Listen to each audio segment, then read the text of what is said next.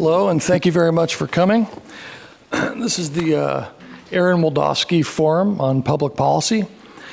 And the Forum on Public Policy, Aaron Wildavsky was a great political scientist who was also the first dean of the Public Policy School at Berkeley. And one of Aaron Wildavsky's abiding passions was the production of rigorous social science engaged with and in the service of improving public policy. Tonight's guest, Roland Fryer's scholarship is a model of the kind of scholarship that inspired Aaron Wildavsky.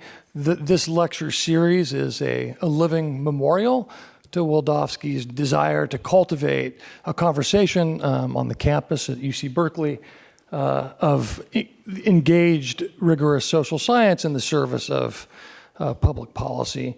Professor Hilary Hoynes of the Public Policy School in the Economics Department is going to tell you more about Professor Fryer and introduce him in just a moment. For now, I'm just going to say a couple of additional administrative things. First, there are cards in your program, and if you have questions as you're hearing the lecture, write down your questions. People will be coming up and down the aisle in the course of the lecture to collect your cards. And at the end of the lecture, there'll be a period of question and answer, and I will try to ask your questions to Professor Fryer. I'm unusually bad at deciphering other people's handwriting. And so if you don't write clearly, I'm just going to have to discard your question so that I don't embarrass myself by misreading it. So please write down your questions, pass them down, and at the end there'll be a period of question answer. I want to thank Sandy Ketchpal. Are you here, Sandy? Sandy, who is responsible for bringing us all together and doing lots of the hard work of organizing this event, and a beautiful dinner that we had before this event that most of you were not invited to. Because Sandy's like, no, let's not invite all of them, just the special people. And then my final suggestion is that you turn your cell phones off. And again, Professor Hilary Hoynes of Public Policy and Economics is going to come up now and introduce our distinguished guest, Professor Roland Fryer from Harvard.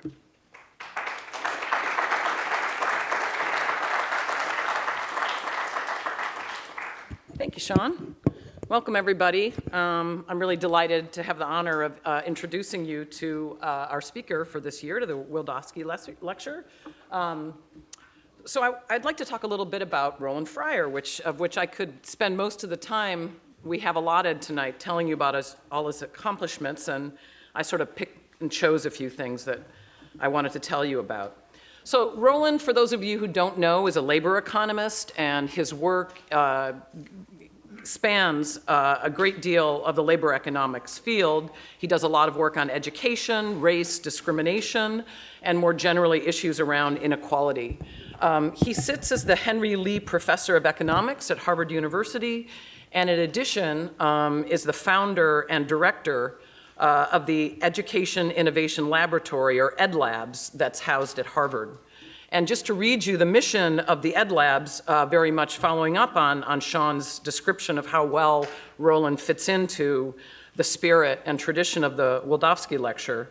The mission uses scientific evidence to support effective policy, education policy, particularly to raise achievement for minorities and closing the racial achievement gap. So just to pick a few things that are on the list of projects past, current, or ongoing, early childhood education evaluations, evaluations of teacher effectiveness, Teach for America, the Harlem Children's Zones, other high-performing charter schools. And has built an incredible number of long-term relationships with many school districts, Houston, Texas, New York City, et cetera. To mention just a few of his honors and achievements, in 2007, at the age of 30, he became the youngest African American to receive tenure at Harvard University. In 2008, The Economist magazine named him as one of 8 top young economists in the world. In 2011, he received a MacArthur Genius Award. In 2015, for the economists in the room, he won the John Bates Clark Award, which is given out, it's the highest honor given out of the American Economic Association, which is given annually to the American economist under 40 who has made the most significant contribution to economic thought and knowledge. So I think what you'll see in the discussion today is that a hallmark of Roland's work is that it combines a sort of rigorous economic theory with deep and convincing empirical evidence, making often use of randomized experiments to address very high-profile and challenging problems.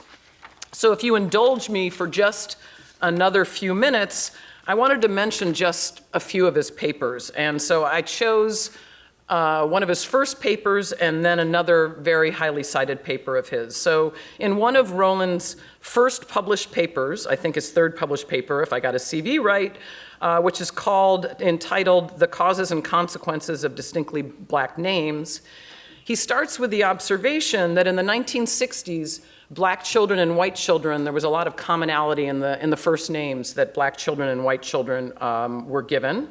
But very quickly in the 1970s, the commonality between black and white children's names really deviated.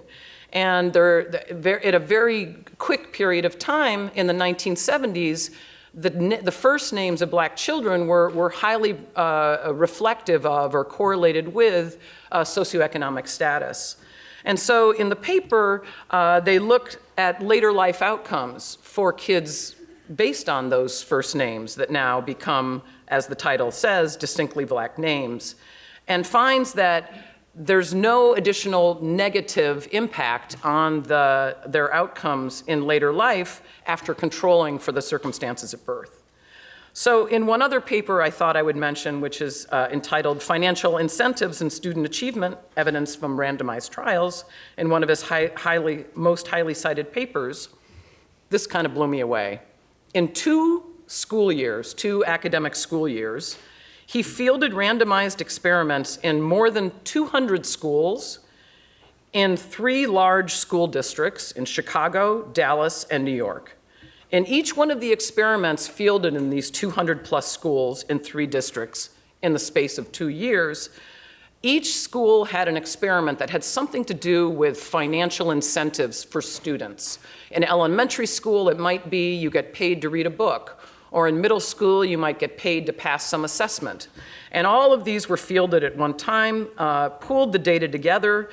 They gave out a total of $9.4 million across these studies in the 2 years, and he found a statistical 0 in terms of the impacts of these financial incentives across the schools, and has been very influential, I think, in thinking about the effectiveness of those policies. So his more recent work kind of gets us towards today's lecture. So just to give the titles of a few papers that are his most recent forthcoming papers: one, an empirical analysis of racial differences in police use of force, and in another, reconciling results on racial differences in police shootings. So I could go on, but I'll just end with one personal reflection that I remember, Roland may not, that we sat across the table from each other at an event near the end of the Obama White House, where we were 6 economists, among 6 economists that were brought to talk to the president about the future of work, inequality, policy solutions, and all the rest. And I got the honor of hearing Roland talk about some of the work that he was doing. I think it was on early childhood education, if I remember correctly. And in my mind, that was a really good day. So with that, I'd very much like to welcome Roland to talk to you about When Black Lives Matter. Thank you.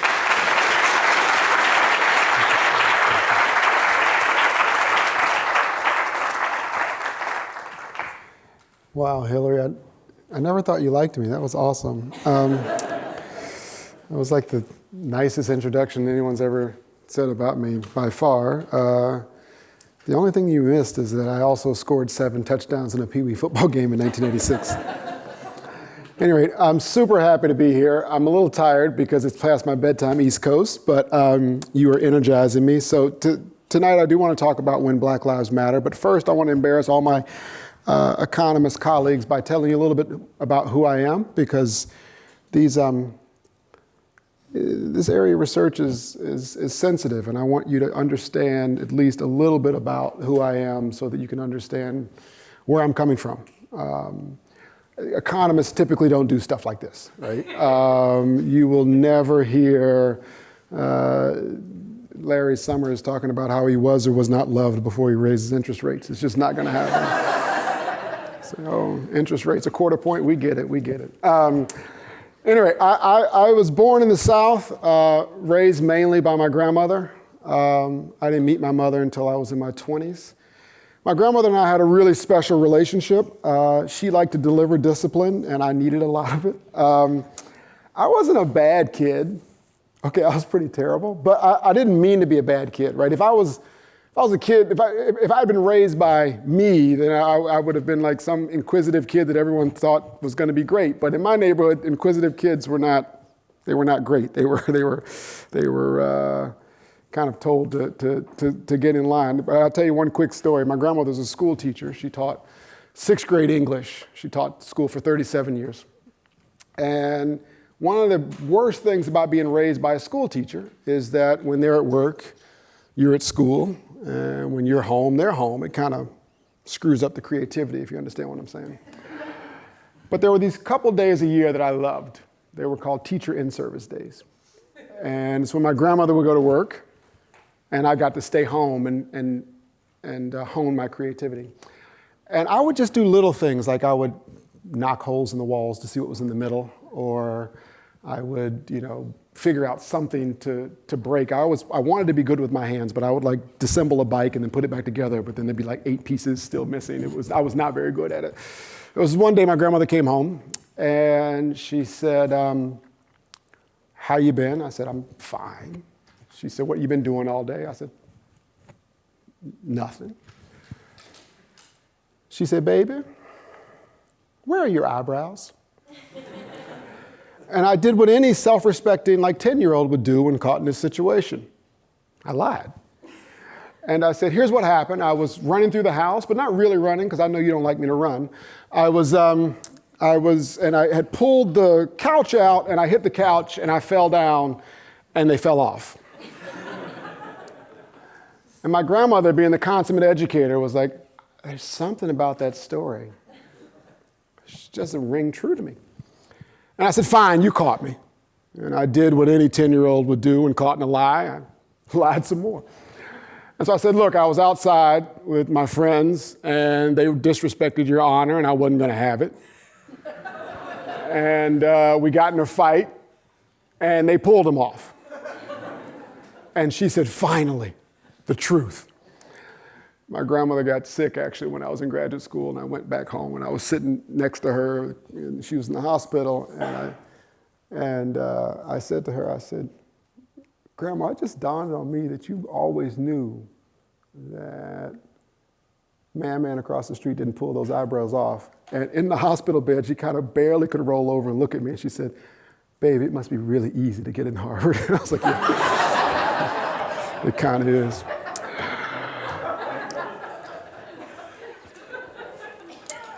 I was super lucky. A lot of, I would say 8 out of 10 of my friends when I grew up are either dead or in prison. I got really, really lucky.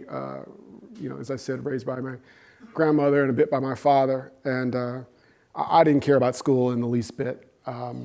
In fact, when my father went to prison when I was in 10th grade, I went to drop out. And I went to my counselor and I was like, I'm done. I need to make some money. And he says, oh, we have a special program that you can go to school from 8 to 10:30 or 11, and then you can get out. And I said, okay, I'm halfway interested in that. I'll see what you're talking about. So they allowed me to go to school a little bit in high school, and then work for a while, and then play sports in the afternoon. And thanks to that, I actually didn't drop out, and I turned out to be, when I got to college, turns out I really sucked at football. I thought I was really good, but the guys in college were a lot more serious about it than I was. And I had a statistics professor and an economics professor who were the first people in my life who said, maybe you're better at economics than you are running a football around. And I thought that was impossible. But it turns out that like the first economics course I took, I was telling some folks at dinner about this, just like the light bulbs went off for me.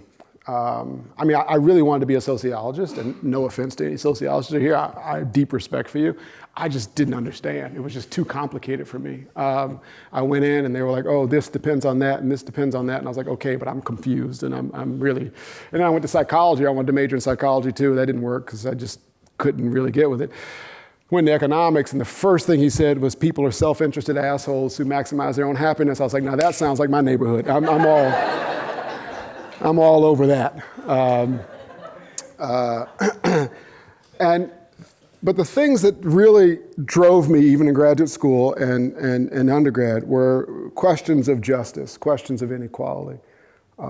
I deeply, deeply care about folks who grow up disadvantaged. In particular, I care about Black lives. And it's all because I feel like I saw so much talent when I was growing up wasted. Like people who were extraordinarily talented, far more so than I was at school.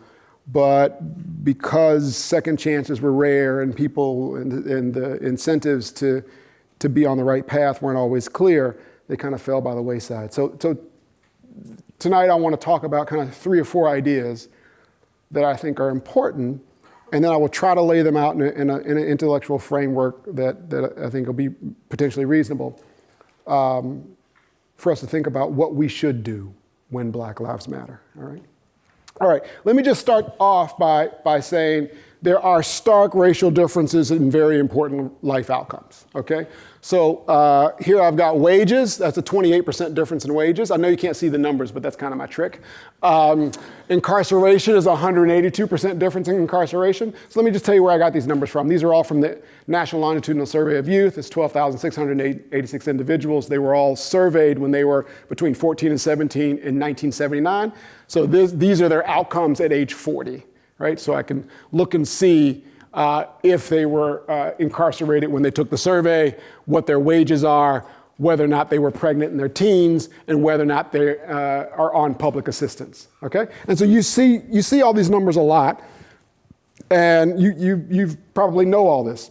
What might not be so obvious is that if you account for educational achievement when they're roughly 14 to 17 years old, many of these disparities are lessened, okay?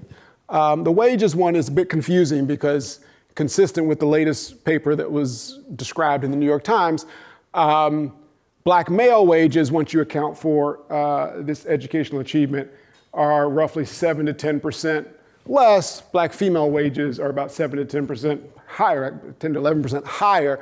And so it looks like it's zero, but it's masking an important gender difference there. Incarceration goes down, teen pregnancy goes down, public assistance goes down. And so I came into contact with these numbers, I don't know, years and years ago, but it got me thinking, when you're wondering about how to increase Black welfare, trying to ensure that students have skills that are important for the labor market is an important part of that calculation, okay?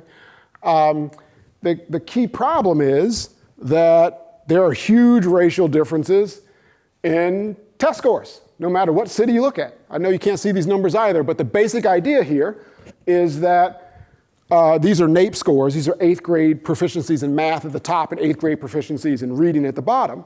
And what I want you to get from this is that there's not a city in the country that takes NAEP in which more than 25% of Black or Hispanic kids are proficient in either reading or math. That is crazy, right? Like it just pisses me off every time I see this thing, right? Just take a city like Boston, okay?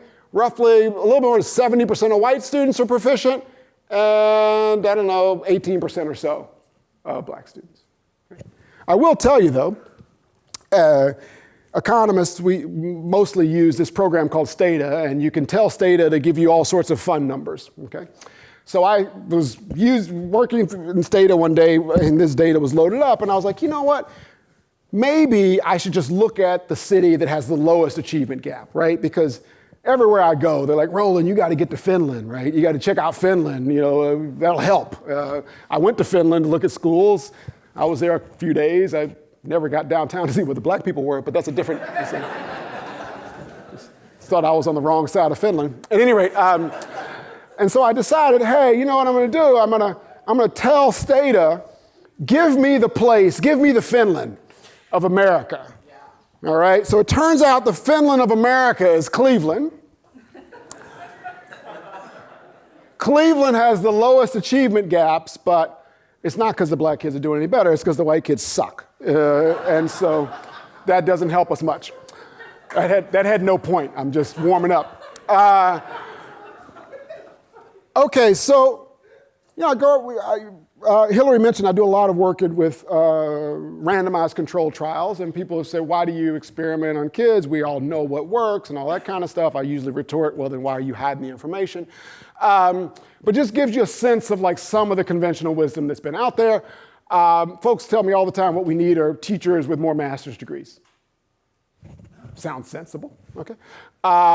So from 1961 all the way up to kind of mid 2010 or so, you've seen the fraction of teachers with master's degrees go way up, okay? Sounds reasonable. Folks say what we should do is we should increase student spending. Perfectly fine with that, okay? Perfectly fine with that. Spending has gone up in 2008, 2009 dollars from roughly $5,243 per kid to $12,000 per kid, okay? Student-teacher ratio is another one. Got to have smaller classrooms. Again, only an economist would argue against those kinds of things. That's gone from about 22 adults in the building to kids to roughly, 15 or so. Okay? So the kinds of stuff, the kinds of things that have gotten politicians elected for decades, right? I mean, just remember when we used to have debates, and when there were debates, people would say things like, more educated teachers, lower class sizes, right? Like more spending. And then look at our achievement over that same time period. It's relatively flat, okay? And so that's why economists and other social scientists, the educators, have tried to get more creative about the types of things that we're doing in schools, okay? And one area, this is not the only area, this is one area that I've worked on, which I'm kind of proud of some of the work that we've done in this area, and I want to share it with you. So let me just, a couple things. One, the average charter school is no better than the average public school, okay? If that upsets you, I'm sorry. And you can see that through a bunch of kind of broad evaluations of charter schools.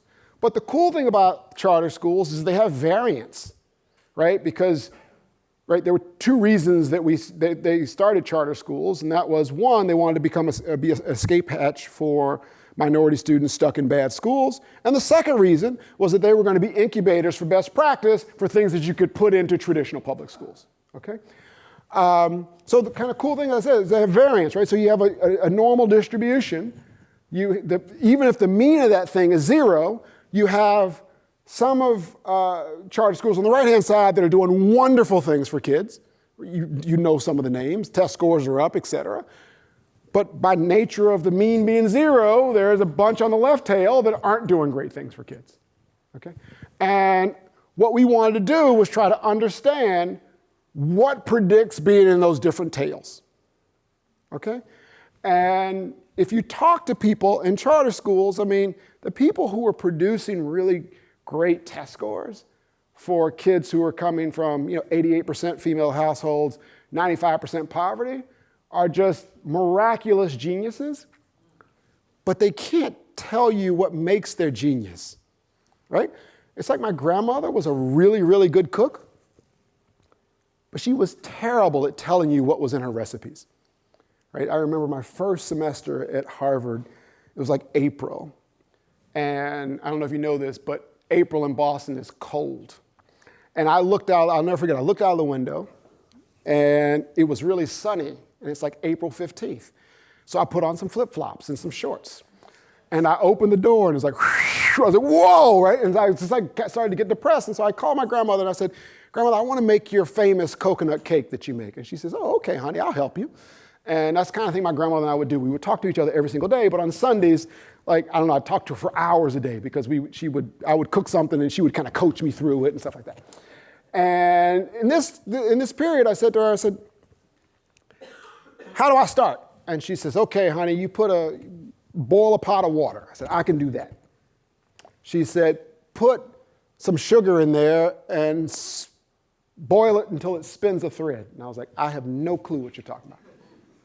And then she went on, put a palm of flour in a bowl. I was like, whose palm?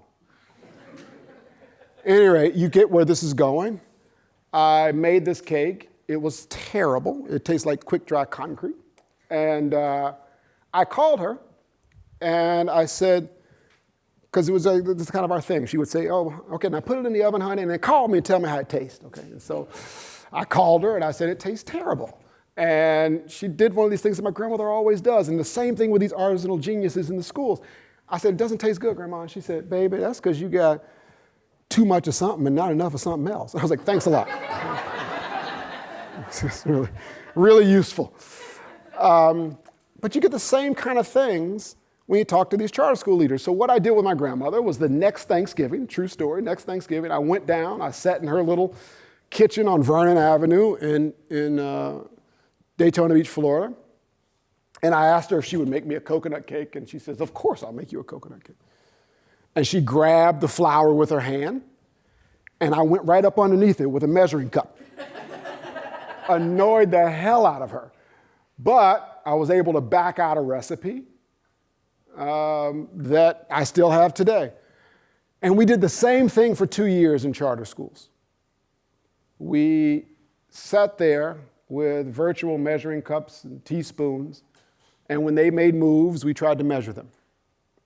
And what we found was that things like class size, per pupil expenditure, whether or not your teachers had certifications or master's degrees, was not correlated with performance within a charter school. And let me just be very clear about what we're doing. We took roughly 50 charter schools in New York City. We estimated their value add by looking at test score gains done by random assignment studies. Okay, so on the left-hand side, we have 50 numbers that are the effectiveness of these charter schools. I know you came here to talk about police. We're going to get there, but hold on. Okay, so we have this 50 numbers. And then on the right-hand side, we've got 500 variables that describe the types of things that are going on in the charter schools, okay? People talk a lot about big data. Most of the time, big data is long. I like my big data to be wide, which means it's more descriptive, okay? And so what we did was basically we did some machine learning algorithms, and what we got was that things like teacher feedback was really, really important.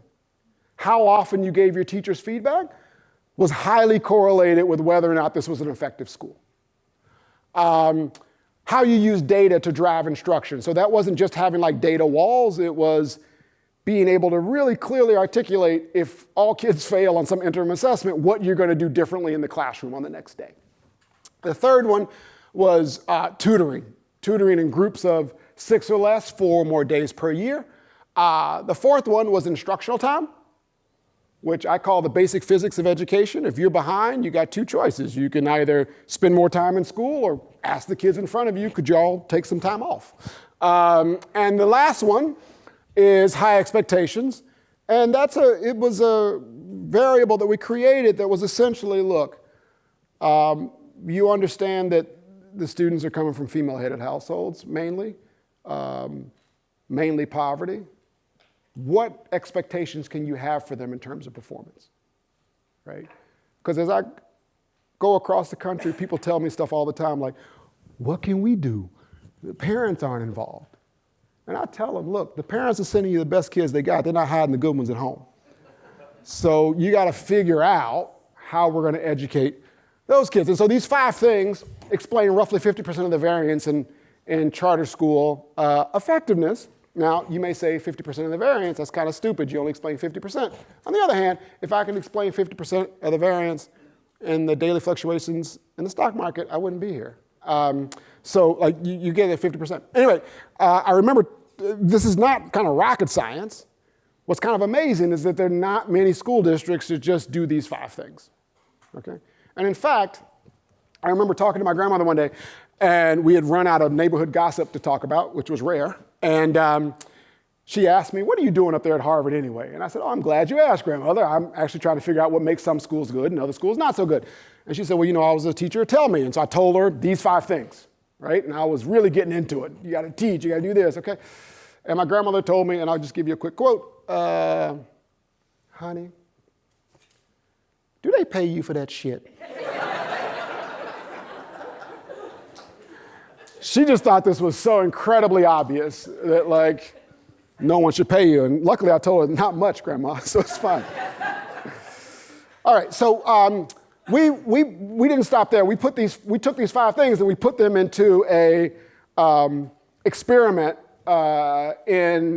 basically we took over the lowest performing schools in Houston, okay? So we took over the 20 lowest performing schools in Houston. We ended up taking over 10 schools in Denver, 10 schools in Springfield, Massachusetts, and other places.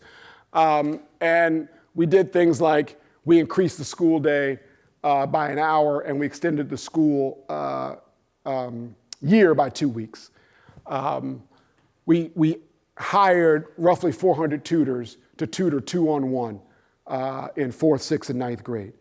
Folks told us there's no way you're going to get tutors to work in Houston, Texas for $25,000 a year. Turns out we just made up this slogan, give a year, change a life. We had 1,200 applications in 4 weeks.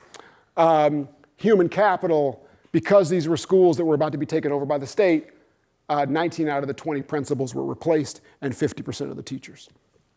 Data-driven instruction, we brought in systems and to be able to assess kids very quickly, 3 to 5 questions at the end of a week, so that teachers could kind of adjust teaching in terms of like the pace and scope of mastery. And culture and expectations, I don't know how to convince you that we did that, but I will say that the schools were a hot mess when we took them over. And I remember we interviewed the kids with a treatment like this bundled.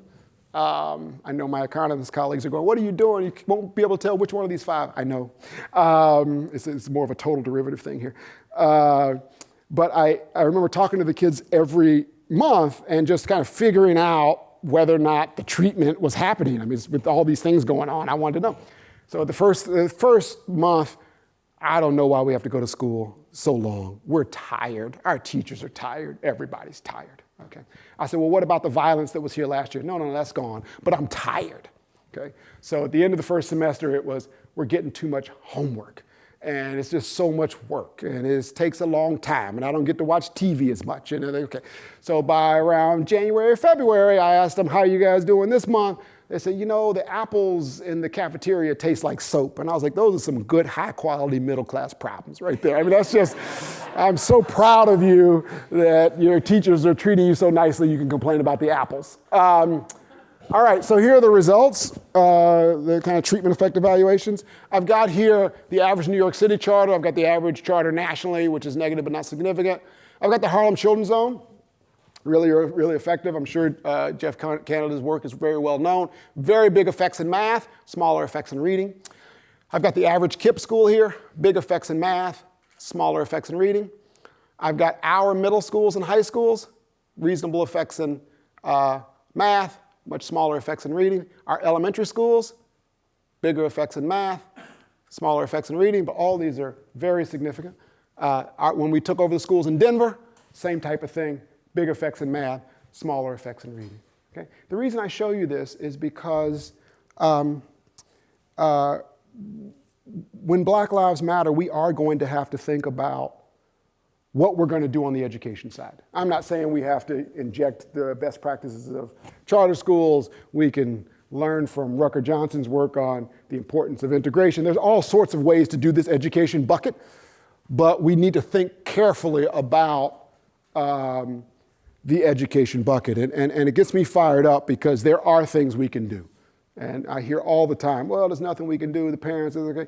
There are things we can do. There are people in the field who have made progress on this. You know, there are things we can do. We're kind of all out of excuses when it comes to increasing the human capital of disadvantaged kids. Now, that doesn't mean that discrimination doesn't matter, okay? I really do think discrimination matters a lot. And in fact, I've worn tired of the economist's view of discrimination. I mean, the economist's view of discrimination is like an n-dimensional game of dodgeball. If the discrimination doesn't touch me, then I'm unaffected, right? But I really think that we need to broaden our thinking on the impact of discrimination. For example, it's kind of unbelievable to me that we don't have really a theory of discrimination that would say, if the police use force on me today, I might change my search behavior for a job tomorrow, right? In other words, there might be spillovers across different sectors of life. If I think I'm being treated unfairly at the bank, if I think I'm being treated unfairly at the grocery store, if I think I'm being treated unfairly by local law enforcement, that might have important spillovers to whether or not I want to invest in education, right? Whether or not I believe that the world is fair, and hence things like labor market opportunities are even worth investing in, okay? And I think as we think about how discrimination might matter, police use of force is a really important example for this, okay? Now, we're having a bit of a national reckoning on police and race and policing in America. It is not a new problem, okay? We all remember Dr. Martin Luther King's famous "I Have a Dream" speech, but you might forget this particular line, which is, "We can never be satisfied as long as the Negro is the victim of unspeakable horrors of police brutality." This is not, unfortunately, this is not new. And in fact, the things that have reignited this debate in America has been several high-profile incidents of use of force. It's created a national dialogue. It's created protest around the country. Federal law has taken a more active role. And there's a search for policy solutions. I mean, who can blame them? Body cameras, community policing, implicit bias training, that kind of stuff, okay? And here are some of the images which we've all seen throughout the last 4 to 5 years. What's scary about these images for me is that it's hard to tell them apart from some of the images in the 60s. Okay, so just personally, I'll just tell you straight up, like, it was the Walter Scott video that got me interested in police use of force. I just couldn't take it anymore. It was just something about that video. I don't know, I can't psychoanalyze it because I didn't take that psychology course. But I just can't, I don't know, it's just something about it, like running away, I just really didn't like it. I didn't like any of them, but this one really bothered me. So I decided, you know what, I don't know. I mean, my only interaction, I decided to write a paper on police use of force. And I went around my department telling people I was going to write a paper on police use of force, and I thought this was going to be the easiest paper I ever written. I mean, it's like obvious what you're going to find, and just write it up and be done.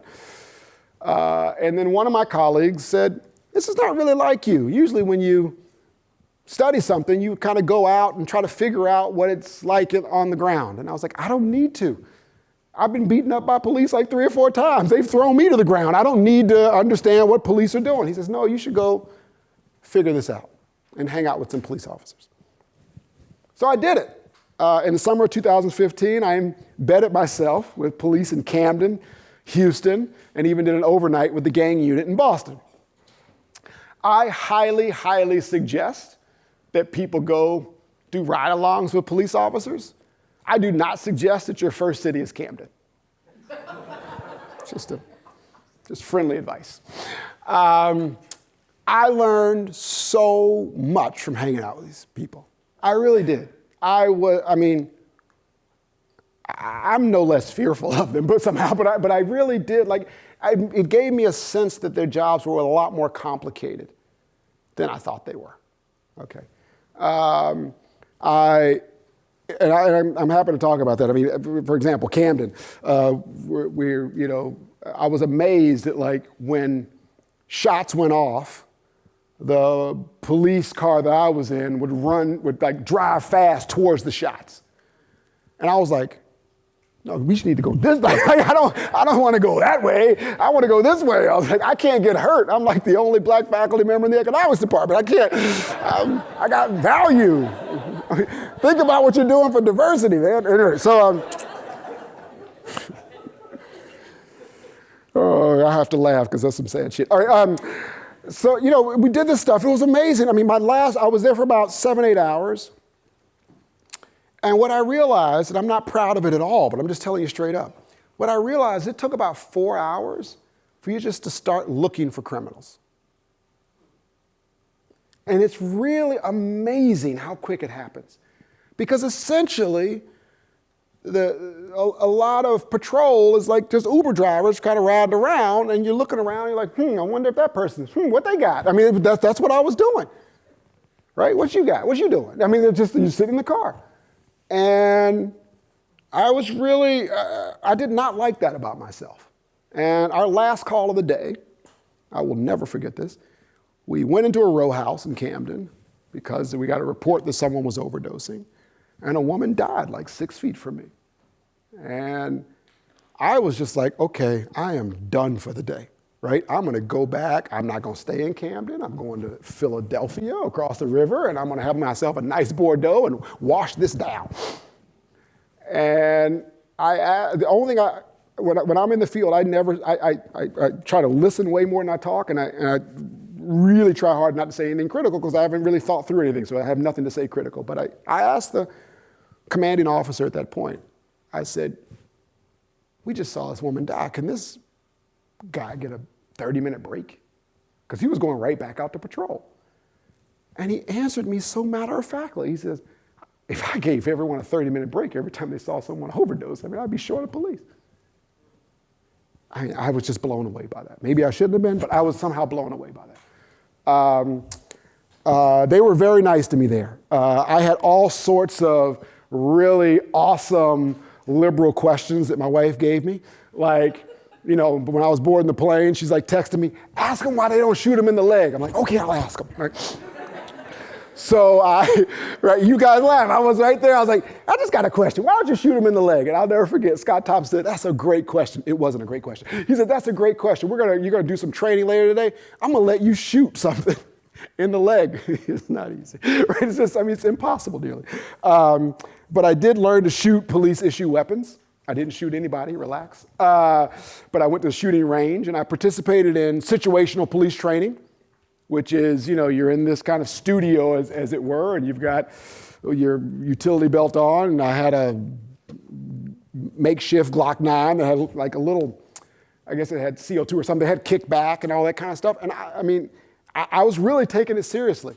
My first call was I went to a pool party, and there was a white guy there with really long hair and a bad shirt, and I'm kind of biased against people with bad shirts on. And so I was there, and he was a little wild with his hands, right? And so, it was like an AI simulator. So I was trying to learn de-escalation, and so if I was de-escalating the situation appropriately, he would calm down. If I wasn't, he would. Okay, so I show up, and he says, "Why are you always here, you know, harassing me?" I said, "Sir, you got to relax. I'm not here to harass anybody. I'm just doing my job." He says, "No, you're always bothering me." I said, "You got to relax, man. I'm just, like, it's just me. You know, I just want you to calm down." And he put his hands in his pockets, and so I pulled my gun on him. And the trainers turned the lights on. I was like, "You can't do that." I said, "That's what you do." They're like, "No, we don't." I said, "Yes, you do." Right? I was the worst police person you could imagine, even just in the simulator. I was scared in the simulator. I can't imagine what went on. Look, the ultimate goal was for me to understand a little bit. Thank goodness for my colleague of making me do this. Understand a little bit more of what the other side of police-civilian interactions look like. I wanted to build some trust and some relationships with them. And I also obtained a lot of data, okay? So we have data from, we have two types of data. We have non-lethal uses of force, most of which comes from New York City's stop and frisk program. I'm going to show you a little bit of that today. I'm going to go quickly through this. And then we have data on lethal use of force, which is the hardest data was for us to collect basically we have, now we have about 10 or 12 cities where we have all of the officer-involved shootings, and Houston Police Department allowed us to come in and actually get what I call the zeros, right? Which are the shootings that could have happened but didn't, which is a really important denominator for understanding this stuff. Okay. I say let us. I mean, we had to pay the sergeant $50 an hour to watch us type it into the computer, but they were very generous. Okay. So one issue with doing any kind of analysis like this with police data is that it looks at racial differences in use of force conditional on an interaction happening, right? And we understand that interactions are not randomly distributed, okay?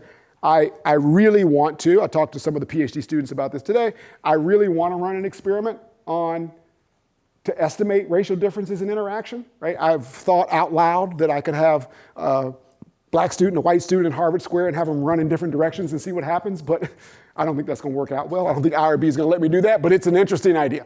At any rate, that's difficult to do. I don't know how to do that, so we're going to have to make some compromises, okay? And in fact, as you can see here, if you don't kind of take into account the probability of interaction, one can misrepresent the total experience with police. I completely understand that.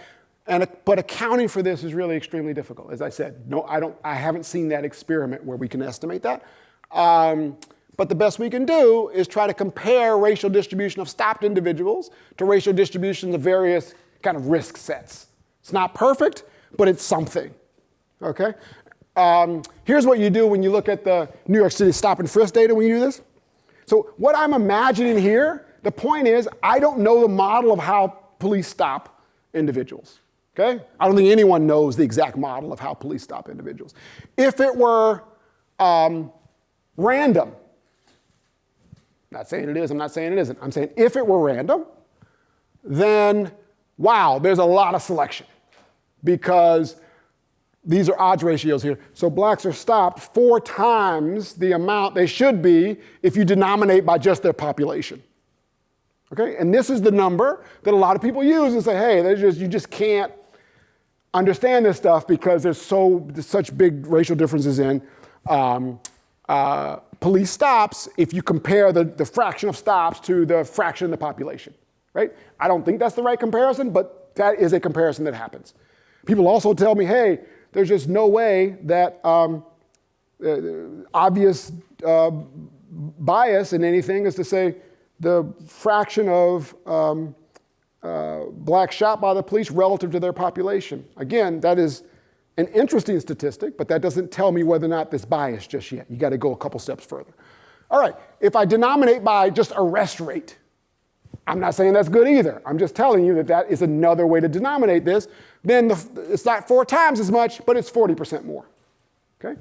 If you imagine that if you denominate by felony arrest, right, then it goes down to 1.026, and it starts to look like less bias. So the point of this is to say we actually don't know, okay? But it really depends on what you think the right relevant risk set is, okay? If you thought it was just robbery or other violent crimes, it would be less than 1. You know? So I don't want to take a stand, and there's no need to take a stand on this, but whether or not you think there is important selection into the population that I'm about to show you depends on your model of how policing is done. If you think it's random, then you should think there is a lot of selection in these data sets and you should not believe it. If you believe that police are trying to stop people who might actually commit felony arrest, then it will be a lot closer to population parity. Right? Here's what you get. Now, one thing nice about the stop and frisk data is that they have lower level uses of force that doesn't appear in normal data sets. Okay? So this first thing here is whether or not the police even put their hands on you. Right? If you were to look at arrest data, you would never find whether or not the police put their hands on you in arrest data because they have to put their, you have to put the handcuffs on, there'd be some touching involved. This is, so you go from hands all the way up to hitting somebody with a baton. Okay? And what we find is, and this is kind of push up against the car, push to the ground, handcuff, et cetera, point a weapon. And what you find is that if you just use hands, and you just look at the raw data, blacks are 53% more likely to have some use of force in any interaction with any stop with the police. Okay? So the base rate is 12%. So 12% of whites, when they're stopped in New York City, have some sort of force used. Blacks is 18%, a little over 18%. That's where you get the 53% difference. Okay? And it's true of all, across all uses of force, and no matter what we throw at this, whether we include encounter characteristics, whether we include whether or not the person's arrested, whether we include even block fixed effects. So I can look at black and white individuals on the same block, right? I still can't erase the racial difference.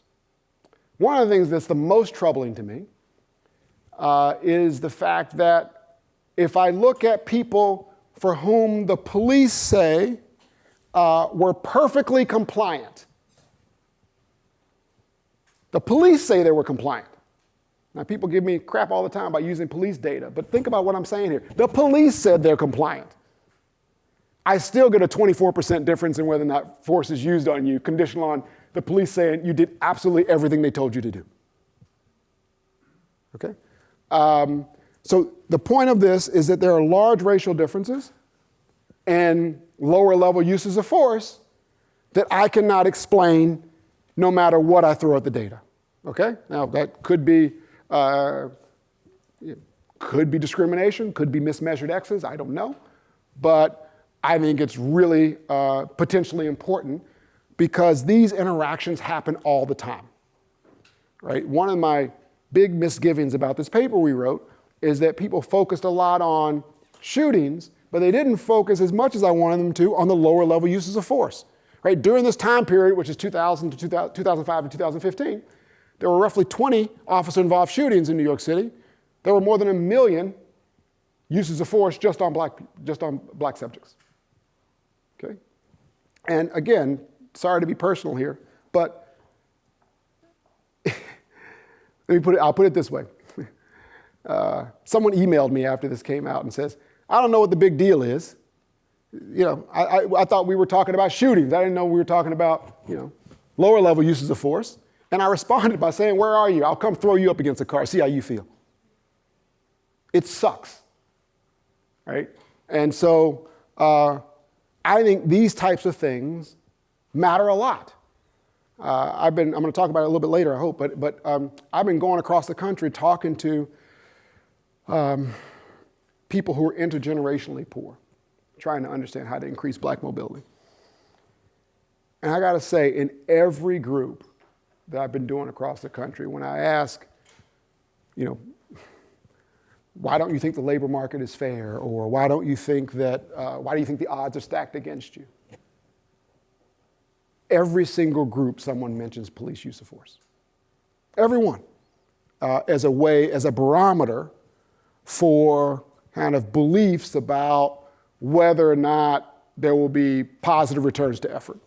And I worry about that. I think there could be important spillovers from these types of events to the types of things that labor economists like to measure.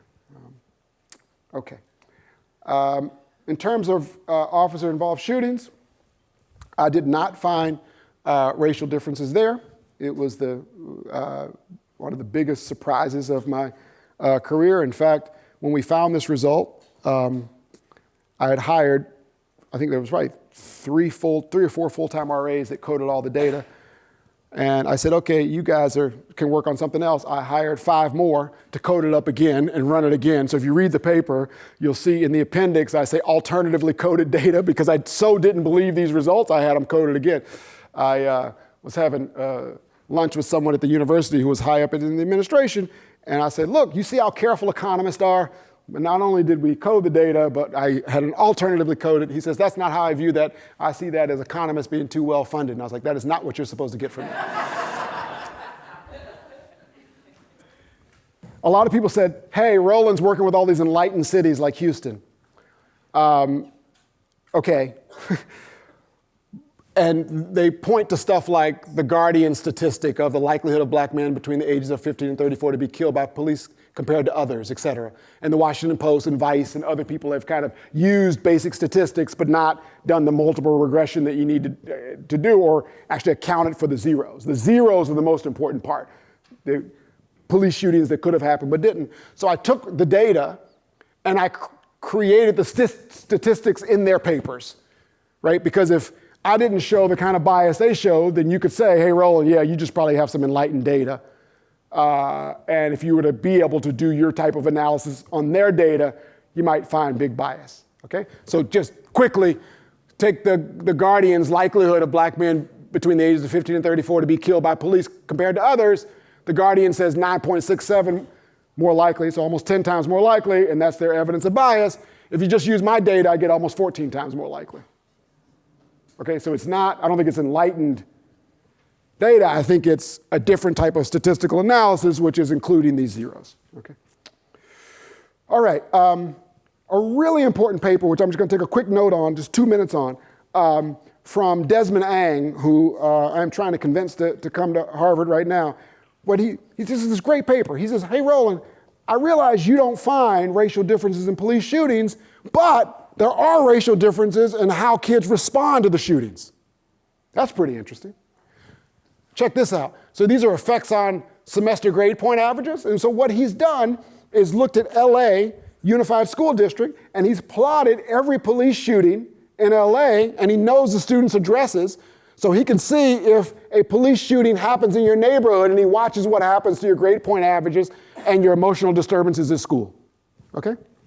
And what he shows is essentially for black students, whenever there is an officer-involved shooting, grade point averages go down, emotional disturbances go up, and it's not the same for white students. Kind of interesting. Here's one thing I really like. This is a measure of similarity of the suspect to you. Gender, race, how close it was to the neighborhood, et cetera. The closer it is in similarity, the larger the decrease in your grade point average. Okay? And there's one more, if they're unarmed, it had a bigger decrease in your grade point average than if the person was armed. And there's one more thing that is interesting. Like, if you look at these effects based on who shoots whom, so you should be saying, hey, Roland, there's a lot of violence in these neighborhoods. Why are you picking out just the police shootings? I agree. But if you look here, it's kind of interesting in his data that the shootings that are done, police shooting people in your neighborhood, have larger effects on your GPA than when it's just some, like gang violence or something like this. All right. I really want to just talk a little bit about something we're doing currently, because I think it's important. We've talked about education, we've talked about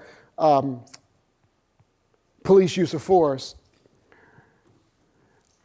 As I said, I've been doing these focus groups around the country, and I really want to back up and say, rather than focusing on a specific program or policy, why don't we step back and try to consider the ecosystem? And I really only started doing this when I had kids, because the ecosystem that my 5-year-old is growing up in is so different than most kids of disadvantage. I mean, it is certainly very different than my own upbringing. At her school, there's no kids who are going to fail. They're just all little geniuses. They just got to figure out where, And they're in pre-K, and it's like, oh, wow, your daughter's really a genius at breaking graham crackers on the line and stuff like that. I mean, we got a 6-page report card about her genius about coloring flowers. I was like, I've seen them. They're not that great. It's just unbelievable. I mean, they can't fail. And so I want to kind of step back and try to focus on what are the types of things that are helping, that have helped black people get out of poverty. Okay, so it's kind of like thinking about the IGE estimates, the intergenerational elasticity estimates, but instead of doing them by place, doing them across X's. right? Like what are the hot places or hot X's that would help people get out of poverty, all right? And that's what we've been focused on. So what we've been doing is, I was kind of amazed that there's really not a big survey where you can go and say, hey, I was born in poverty, another person was born in poverty, that person got out, I didn't get out. What's different about our X's in our childhood that would predict that? Okay? And so, I mean, there are places where you can go and kind of do that. And that's why PSID, you can do a little bit of that, but the X's aren't rich enough, in my view. So we did some questionnaires where we look at childhood adverse experiences, risky behaviors, relationships with parents, parenting styles. You'll be lucky to know parents. It doesn't matter what we do really if it's okay, if it's kind of in the middle of the distribution. Family environment, and a lot of psychological indices like, obviously the big five, but things like resilience and locus of control, okay? Right, we're actively collecting data. We have data on about 650 people. We're gonna have 1,200 when it's all said and done, 400 each from Memphis, Tulsa, and New Orleans, okay? So we're going across the country trying to figure out, basically it's a more data-driven approach to these focus groups I've been doing across the country. And we're finding out things like abuse, right? Like when I've been doing these focus groups, it's like, sometimes I'm fighting back the tears because I would say 40% of the teenage girls or young women in these focus groups admitted in the focus group that they were sexually abused as kids, right? And like, we're all interested in mobility, but I gotta say, I felt really guilty about spending 10 years trying to give someone a marginally better math teacher if this was going on, right? I mean, like, maybe there are other things that we need to treat along with the math teacher so that we can get kind of an acceleration, all right? Okay, I'm gonna finish in like 2 minutes, okay. So what we did was we took all the data, so we know we have about 400 variables, and so we need some way to have some sort of variable selection. And there are ways of doing this, lasso, random forest, et cetera. You can do principal components and then add lasso. We're doing all that kind of stuff. I'm not going to bore you with the details. I'll do that after this is over. But the things that we're finding that are really important are, obviously, education is important for getting out of poverty. So human capital theory is still intact. All my economist colleagues, we can relax. That's good. What's interesting, though, is even accounting for that, resilience is really, really important. I don't know if resilience is an outcome or an input. I really don't. But that's something we should think about. I actually don't know if you can build it either. According to Marty Seligman at UPenn, you really can, but I don't know if it's possible. Third thing that comes up in terms of strength, these are all ordered in terms of their strength of correlation of prediction of getting out of poverty. Third is if you had trouble with the police before you were 18. That's interesting. Don't exactly know how to treat that, but I have some ideas. Problems with drugs or alcohol, strict family environment, okay? So I went home when I found this out and I told my 5-year-old daughter, you are so lucky we have so many rules, you are not gonna be in poverty. So strict family environment, correlated with getting out of poverty. High quality parenting, we call it. So if your parents laugh with you, just go home, laugh with your kids, they'll be fine. And the last one, I think is really, really important, is mental health. And a real big predictor of mental health, obviously, is lack of abuse and stuff like that when you're a kid. So what we're planning to try to understand how to increase black mobility for disadvantaged groups is to couple these interventions. I mean, as you all know better than I do, typically in the education landscape, it is communities versus schools, neighborhoods versus this. There's no reason that if we can try to get the neighborhood to be sorry to be such an economist with you, but get that neighborhood thing to be a pill that we can transport, right? If we could do that, then potentially we could give folks the education treatment plus add some services that take care of some of these other things. and then measure its effect on trying to get people out of poverty, right? I mean, we can obviously do the interim outcomes as well. And this is a way to try to figure out if we can increase mobility amongst the disadvantaged by a more holistic approach. Now, of course, this is not going to get to the children of advantages ecosystem. It's not going to do that. I got that. But I am really, really interested in, just the way my brain works is to kind of say, are there 4 or 5 things that could get us 70% of the way? Okay. And when you start to think about adding education plus the psychology part, my hope is that we can get there. Okay. So I really do think that obviously education is important. To the extent that we can lower discrimination, that's great. But I really believe that if these things can produce skills at a higher rate than just doing charter schools, we'd be well on our way, right? I mean, I think we basically got, when you look at the graphs I showed you in the beginning, right, if I were to channel my grandmother, I would say we got 2 choices. We can either give disadvantaged kids more skills through holistic investments like this, or we can ask white people to please be nicer. And I'm not sure about the efficacy of the second strategy. Right? So our plan is to take this in multiple cities, run a big experiment, and see if we can, increase well-being in the short run and then increase mobility in the long run. So when Black Lives Matter, what you do is you do anything you need to do to make sure that you level the playing field and increase opportunity for all. Thanks so much for having me. I appreciate it.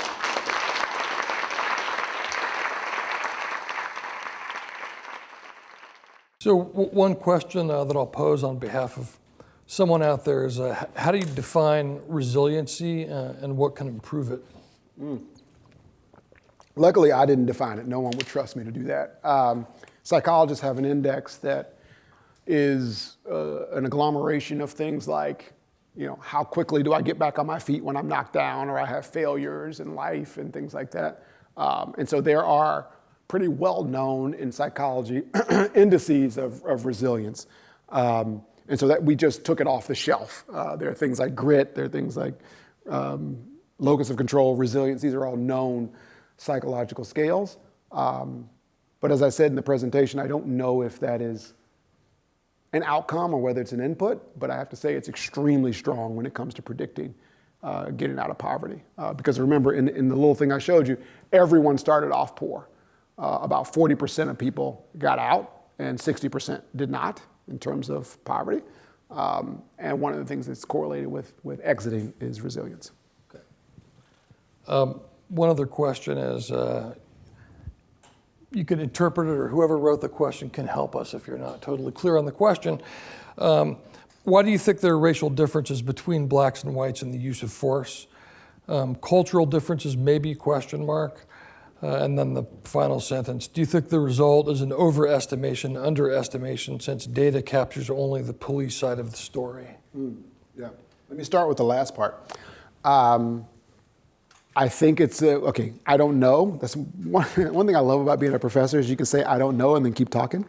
I don't know, but my guess is it's an underestimate, because when you look at the police public contact survey, which it's like triannually or something, and they contact people, 50,000 people, national representative sample, and they say, tell us about your interactions with police in the last year. If I look at racial differences in police use of force with that data, so not recorded by police, but discussed by people when asked about their interactions with police, the 50% I just showed you turns into 250%, okay? So my sense is this is an underestimate. Why do I think there are racial differences in police use of force? Well, I'll just be blunt about it. I think there's some bias, and I think there's no penalties for it. I think that in talking to officers across the country, one thing that was amazing was how consistent many officers were that discharging your weapon was a life-changing event. It was almost like it was a mantra at the police academy or something. I don't know. It was like, really, they would get, nearly every officer would turn serious and say, discharging your weapon is a life-changing event. I've never met anyone who told me putting your hands on a black kid in a poor neighborhood is a life-changing event. And I don't think the schedule of prices, as we would say, are even close to the same between lower level uses of force and lethal uses of force. And so I don't know, I could be very wrong about this, but you asked me what I think. And my sense is there's some bias. That bias could be statistical, it could be kind of just a preference, I don't know, that is allowed to be used because the prices for enacting this force are low. Does that lead you to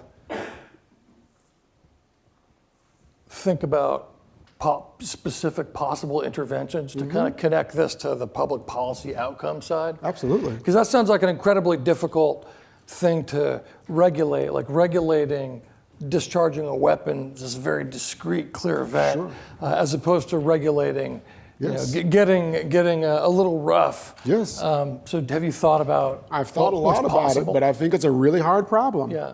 I think it's an extremely hard problem. I think regulating a police department is a really hard problem. And that was the last paper I was going to show you. What happens when the federal government tries to regulate police departments? Okay? I'm going to show you one slide. I can't help myself. Okay. That's what you get for inviting me. All right. This is police-civilian contact in Chicago. That event study line, the red line here, is what happened, is the month the federal investigation into the police department was announced. Okay? So the change here is 90%. Okay? Now some of you are going to say, hey Roland, that's monthly. Okay, fine. Here's the dailies. These are police-civilian contacts. This is the day the Laquan McDonald video was let out. You see they kind of go down, they etch up, and this is the day the federal investigation was announced.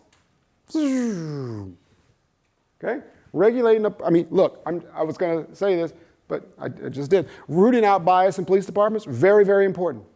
Very important. Don't get me wrong, very important. How to do it? Very hard. Okay? And folks I talk to, it's like, look, and I think this is true with teachers, I think it's true with anyone. Try to regulate your faculty and see what happens. Okay? You got to do reform. Berkeley struggled with that. I've heard. I think you got to do reform with police. You can't really do it to police. And the problem is when you try to do it to police, the very lives that you're trying to help get harmed when police pull back like this. Okay? So what I worry about with all these things, you talked about getting to public policy solutions, is there is no free lunch. If you change the expected price of policing, people are going to adjust, right? So, in a standard kind of economic framework, you'd have to, if you're going to raise the price of making mistakes, you better lower the probability of being thought to make a mistake when you didn't. And so maybe some of the public policy stuff can be technology so that I would not be as worried that I'd be thought of as guilty when I weren't guilty. There's got to be something like that.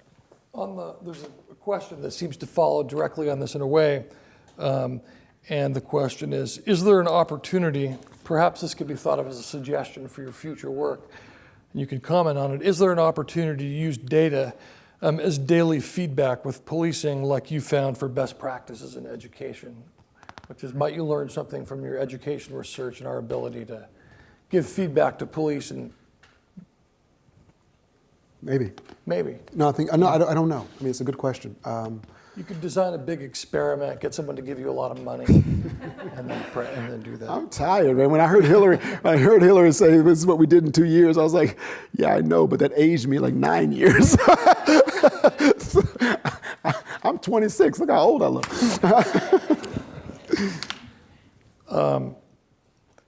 So this is going back to your some of your education interventions, and the question is, which of your 7 predictors do you think is most likely to have big causal effects in response to plausible interventions, and which are just markers for underlying, not directly manipulable factors? I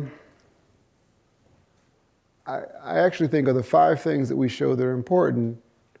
What we do show in the correlational study is that not only are all of them important, they're important controlling for the other 4. So I actually think there's some chance that all of them are actually causally important. I think the ones that are really easy off the shelf to do are tutoring, for example. You know, we ran a separate tutoring experiment and showed that you can increase achievement if you just do that one thing. And there's been other studies that have done that too. You know, I think some of the stuff that we did on human capital and data-driven instruction really could be put under a different name, just called management, better managing the schools. And we've also done another experiment where we just said, can we keep the principals, keep the teachers, but try to make the principals better managers? And we found some mixed success doing that. What's nice about it is that it's not, you know, this thing I showed you here costs $1,863 more per kid. Managing that doesn't, is nearly zero. So my guess would be the big factors are more time and tutoring. And I would also throw in high expectations because they're free. Final question relating to the GPA study, which I think you were reporting some other research, but it's calling upon you to think about what's like the nature of the mechanism. And it's how much of the drop in GPA after a police shooting do you think might be attributed to students' perception that African Americans are unfairly targeted by police? Or I might add to that, how else might you think about the nature of the kind of mechanism going on there? Yeah, it's really hard to get at mechanisms with that kind of data, but I think that it could be police.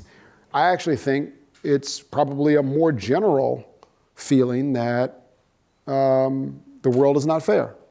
As I said, when I go to these focus groups, one kid told me explicitly, how can my teachers tell me that I can be anything I want in the world if I can just get home safely from my own police?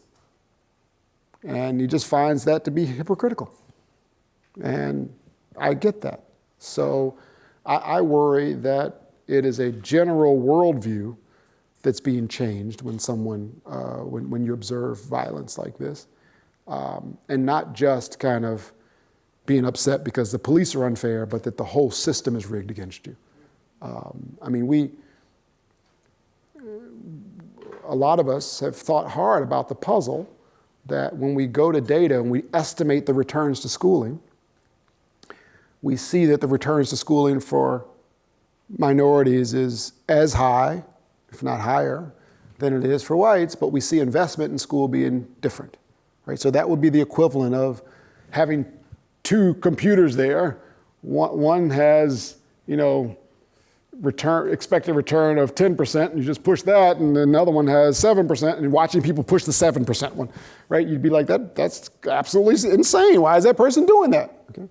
Well, if they don't believe the other button works, that might be why they're doing it. And I think we got to really think hard about that and think through in our models how that can be kind of consistent with Bayesian updating and things like that. I think we don't typically think about multi-sector models of discrimination where discrimination in one sector can affect my beliefs in the other sectors. That's not kind of the typical way economists think about discrimination. But I think it's time for us to broaden our view, and that may help interpret some of these, not only the statistics, but some of these behaviors that seem anomalous. And I guess that would be sort of a call for the importance of interdisciplinary social scientific research on public policy, because of the fact that it would bring together both economic models and psychological models and other kinds of models. I think it calls for anti-disciplinary. Okay. I don't like interdisciplinary because it's weird. It never works. But I like anti-disciplinary. Why do we have boundaries? Why don't we all think of ourselves as social scientists?